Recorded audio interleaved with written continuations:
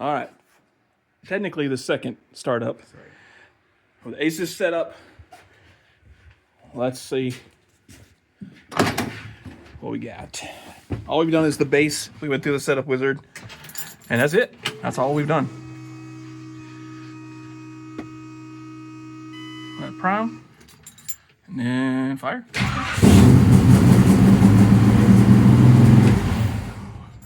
It was at like 2,600 RPM.